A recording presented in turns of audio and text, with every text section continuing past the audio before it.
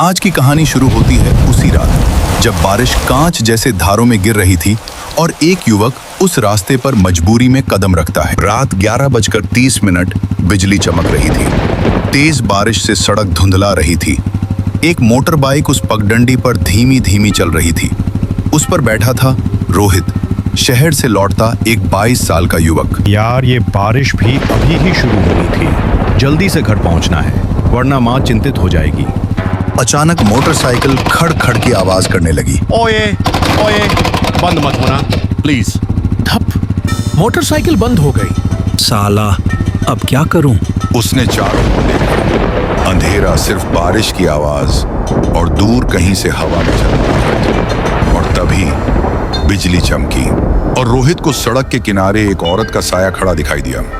Hello, कोई है वहां? औरत ने कोई जवाब नहीं दिया।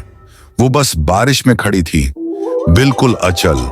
उसके बाल उसके चेहरे को ढक रहे थे। रोहित को अजीब सा एहसास हुआ, जैसे कुछ गलत है, बहुत गलत। उसके कदम अपने आप पीछे हटने लगे।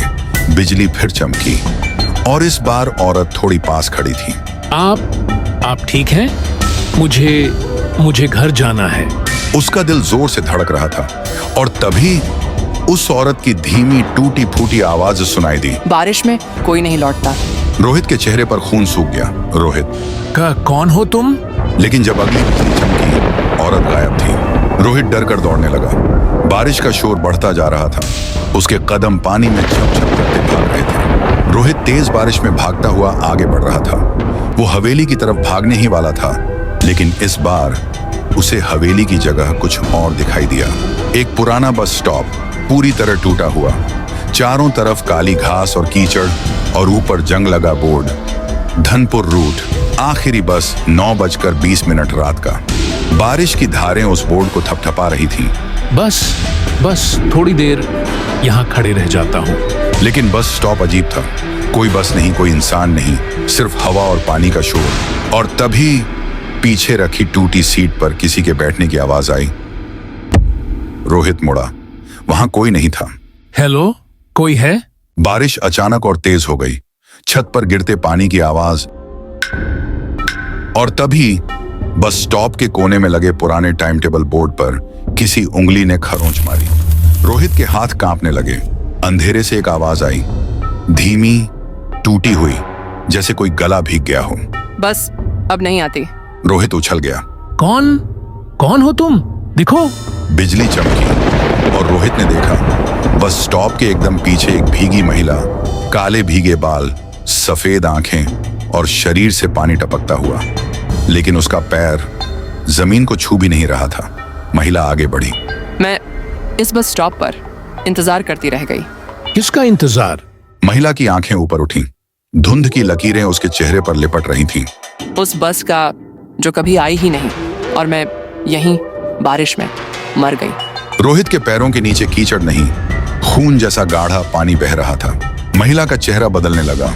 अब वो सिर्फ एक स्त्री नहीं, बल्कि काला साया बन रही थी। अब तुम मेरे साथ चलोगे आखिरी बस में? बस स्टॉप के पीछे से एक पुरानी जंग लगी बस का हॉर्न बजा, लेकिन सड़क तो खाली थी। रोहित डर से जड़ हो चुका था।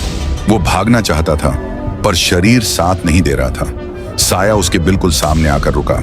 जब बस नहीं आती तो मैं लोगों को ले जाती हूँ। तभी दूर से एक लालटेन की रोशनी आई, पानी की बूंदों को चीरती हुई। एक बूढ़ा चौकीदार दौड़ता हुआ आया। इधर से हट लड़के, ये बस स्टॉप शापित है। साया घूमकर चौकीदार पर झपटा, लेकिन चौकीदार ने जेब से एक पीतल की घंटी निकाली और जोर से बजाई। नहीं, ये आवाज मुझे दर्द देती है। साया धुंध में बदलने लगा। चौकीदार ने रोहित को पकड़कर झकझोरा।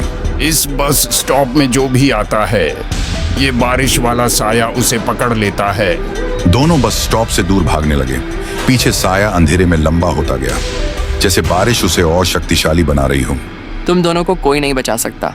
चौकीदार ने रोहित को धक्का दिया। भाग बेटा, मैं रोकता हूँ। साया चौकीदार पर लिपट गया। उसकी चीख पूरे इलाके में गूंजने लगी। नहीं। लेकिन अब बहुत देर हो चुकी थी। बारिश और तेज हो रही थी। साया चौकीदार को खींचकर पूरी तरह बारिश में समा गया। रोहित दौड़ता गया, दौड़ता ही गया। जब तक उसे होश आया, वह गांव की सीमा पर पहुंच चुका था।